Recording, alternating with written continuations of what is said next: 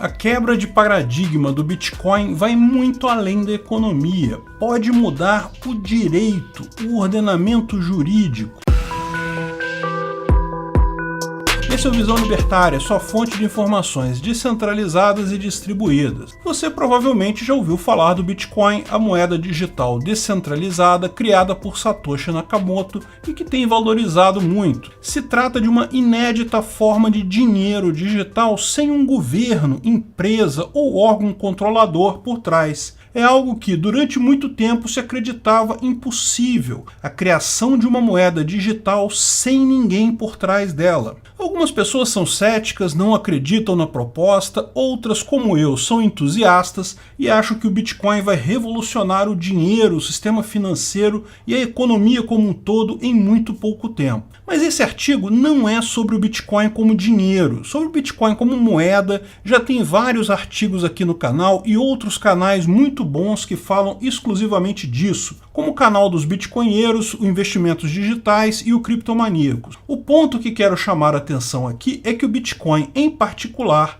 e as criptomoedas de forma geral indicam uma outra revolução na organização social que pouca gente está se dando conta: a criação de consenso entre grandes grupos sem a necessidade de uma entidade coercitiva por trás disso. Sim, porque o Bitcoin não é apenas um programa, ele é um consenso planetário sobre um conjunto de regras. Veja, existe sim um código do Bitcoin, você pode baixar ele no GitHub, o repositório mais comum para projetos de código aberto, pode compilar ele no seu computador, pronto, agora você tem um nodo do Bitcoin rodando na sua máquina, com 0 Bitcoins, mas funcionando como esperado. Mas e se você baixar o código do Bitcoin, mudar ele para você ter muitos Bitcoins na sua máquina e rodar ali? Afinal, o código está na sua máquina, você pode alterar ele à vontade, não é mesmo? Bem, ok, de fato você pode fazer isso, mas sabe o que vai acontecer? Os demais nodos não vão aceitar as transações do seu nodo, porque o seu nodo não está seguindo as regras do consenso. Toda vez que um minerador, por exemplo, minera um bloco de Bitcoin, ele pode incluir no bloco uma transação chamada Coinbase, que é a recompensa para o próprio minerador, num valor definido por uma regra. Hoje esse valor é de 6,25 Bitcoin.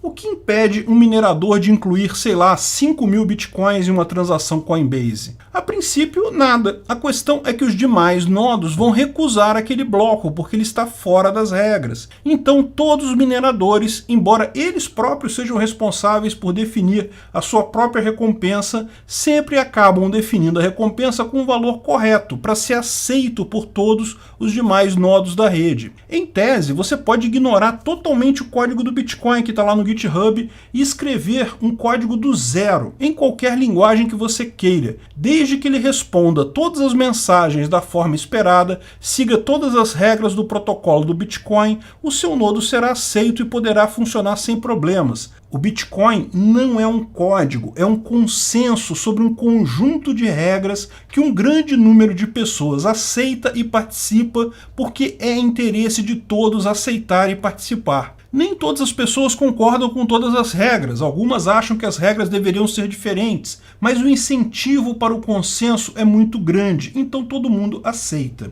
E o que isso significa? Bem, significa a possibilidade de uma nova forma de ordenamento jurídico para toda a sociedade muito superior ao ordenamento jurídico positivista coercitivo que tem sido usado como base legal dos estados modernos já há bastante tempo. É uma quebra de paradigma que talvez mude a forma de como toda a sociedade humana se organiza. O problema fundamental do direito é conhecido. Seres humanos são seres gregários, seres sociais, feitos para interagir uns com os outros. Porém, os interesses individuais fatalmente levam a conflitos. Portanto, qualquer que seja a sociedade humana, primitiva ou desenvolvida, livre ou ditatorial, todas elas precisam de um conjunto de regras para a convivência, ou então se tornam o caos. Nos primórdios da humanidade, a organização era baseada na autoridade simples, era o chefe da tribo que dizia qual era a lei e julgava os casos. Como funciona em uma casa quando os pais que resolvem as brigas entre os filhos?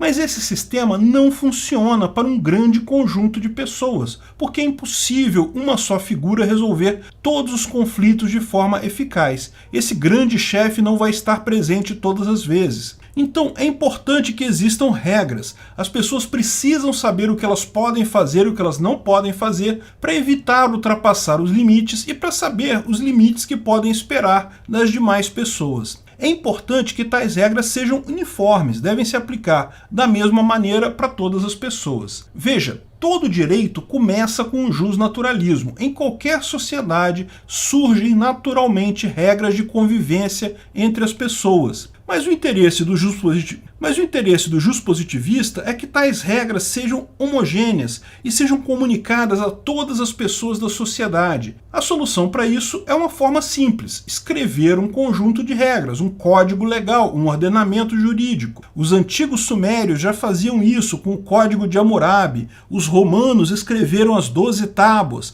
e a evolução disso gerou o juspositivismo moderno. O Estado de Direito moderno tem órgãos especializados em escrever as leis, os legislativos, onde pessoas sábias e bem-intencionadas são eleitas para decidir qual será o consenso de regras naquela sociedade. Quem não obedece a tais regras, quem não obedece a tal consenso, é punido, antigamente com castigos físicos e mutilações, hoje em dia com prisão e penas indenizatórias dependendo do crime. Mas existem vários problemas na abordagem juspositivista moderna. Primeiro, o fato de requerer um conjunto de pessoas para estabelecer as leis. Por mais bem intencionados que sejam os deputados e senadores, é muito complicado definir leis para toda uma sociedade, com pessoas que pensam e têm interesses tão diversos. Isso porque estou assumindo legisladores bem intencionados. Este é o outro problema que fica claro a qualquer um que veja. Muitos, talvez todo mundo na política,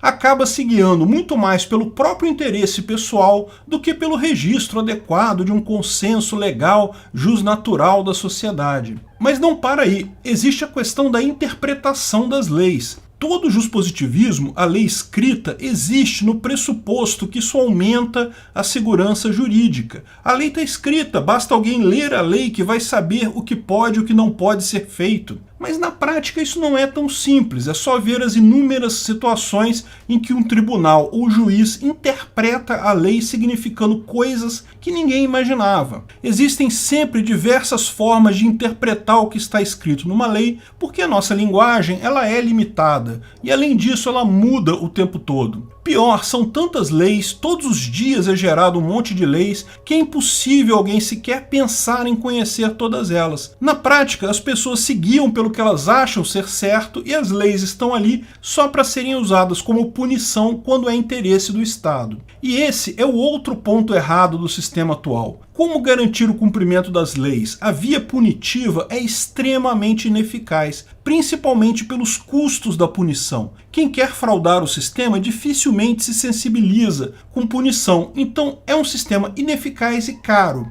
Existe ainda um quarto ponto que é o custo dessa coisa toda. Hoje, todos os estados modernos, mesmo os que surgiram com a proposta de serem estados mínimos, se tornaram enormes paquidermes monstruosos que consomem a maior parte da riqueza gerada pela sociedade para gerar como resultado coisas bastante questionáveis. Agora, pense num consenso social baseado em regras codificadas e consensuais como as do Bitcoin. Veja as inúmeras vantagens em relação ao sistema atual. As regras são escritas antes de você fazer parte do consenso. Portanto, você pode aceitar elas se elas forem justas. Se você não concordar com elas, você simplesmente não se associa àquele consenso. Lógico, pode haver mecanismo para alteração posterior das regras, mas elas são extremamente rígidas e tem que passar pela aceitação de todas as pessoas para serem implementadas, como é o soft forks do Bitcoin. Não há mais um legislativo inventando regras conforme a conveniência deles. Segundo, as regras são interpretadas literalmente, é código rodando num processador. É lógico que ainda pode haver alguma discrepância em alguma regra conforme o interpretador, podem ser baseadas em oráculos, sistemas externos para incluir informações como temperatura, direção do vento, etc. E esses sistemas externos podem falhar, mas a regra em si, a lei em si é determinística. Não existe isso de hermenêutica, entender o que o legislador quis dizer com aquilo. Não, o interpretador está ali, o computador vai interpretar o que está escrito. Terceiro ponto, o incentivo para que as regras sejam seguidas é justamente o valor intrínseco de se fazer parte daquele consenso. Ninguém precisa participar do consenso do Bitcoin, mas há um valor enorme em você participar. Você pode fazer negócio com outras pessoas que estão no mesmo consenso. Se você desobedecer às regras, simplesmente ficará fora desse consenso. Não é preciso cadeia, punição, cortar a orelha, nada disso. O sistema de consenso do Bitcoin mostra um arquétipo do que pode ser todo um ordenamento jurídico pós-positivista, uma verdadeira quebra de paradigma do direito e da justiça como conhecemos hoje. Ao invés de leis, códigos de programação. Ao invés de juízes e tribunais, execução automática do código no computador. Ao invés de punições macabras e violentas, exclusão do consenso. Ao invés de coação, voluntarismo. Ao invés de uma estrutura monstruosa de milhares de pessoas com um custo monstruoso para manter, código aberto, leve, rodando de forma descentralizada. Esse conceito, na verdade, já existe. É o chamado DAO, Decentralized Autonomous Organization, ou Organização Autônoma Descentralizada. Funcionam exatamente dessa forma. São vistas hoje em dia mais como empresas, mas o que pode se perceber é que a evolução dessa visão será justamente o arcabouço jurídico do futuro, um novo ordenamento jurídico libertário baseado no voluntarismo em consensos espontâneos. Ninguém é obrigado a participar de consenso nenhum. Seja bem-vindo ao cypherpositivismo, o positivismo cibernético distribuído e baseado em criptografia. Por isso, chega a ser anacrônico algumas pessoas pateticamente pedindo para regulamentar o Bitcoin. O Estado precisa regulamentar o Bitcoin para os grandes investidores sentirem segurança e investirem nele. Balela. Primeiro que ninguém faz questão de ninguém investir em Bitcoin, muito menos grandes investidores institucionais. Se quiserem participar do consenso, ok. Se não quiserem, fiquem de fora, boa sorte. Mas principalmente porque o Bitcoin não precisa de regulamentação estatal. Ele já é um consenso jurídico, cypherpositivista, muito melhor do que qualquer coisa no ordenamento jurídico juspositivista moderno. É o Estado que precisa ser reformado de acordo com as regras voluntárias do cypherpositivismo. Obrigado por sua audiência. Esse vídeo foi um oferecimento de armataweb.com, cloud e serviços de data center. 100% de compromisso com a satisfação e privacidade dos clientes. Aceitamos Bitcoin. Veja o link na descrição do vídeo. Se você gostou desse vídeo, clique no like e compartilhe ele em suas redes sociais. Se inscreva no canal para nos ajudar, clicando no botão vermelho abaixo. Se quiser ser avisado de novos vídeos, clique no sininho ao lado. Se você quiser comprar camisas e outros itens do Visão Libertária, veja nossos itens no site Pimenta no Café, pimentanocafé.com.br/Visão Libertária, tudo junto sem acento, ou clique no link da descrição. Até a próxima!